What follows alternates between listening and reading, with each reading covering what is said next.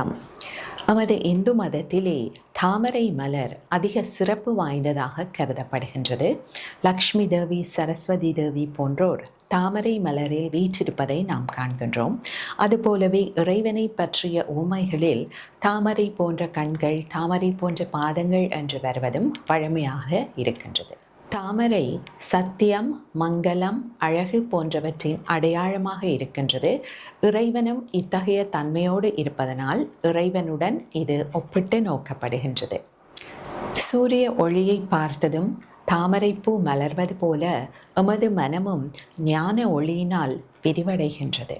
தாமரை பூக்கள் சேற்றிலே பிறந்து, சேற்றிலே வளர்ந்து, சேற்றிலே மடிந்தாலும் தமது தனித்தன்மையிலிருந்து மாறுபடுவதில்லை.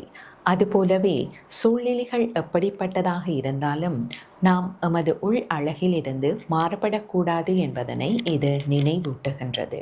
விஷ்ணு பகவானின் நாபியிலிருந்து உதித்த தாமரை மலரில் தோன்றிய பிரம்மா இந்த உலகத்தை சிருஷ்டி செய்தார். ஆகவே தாமரை பிரம்மலோகத்தின் அடையாளமாகவும் இருக்கின்றது. நன்றி.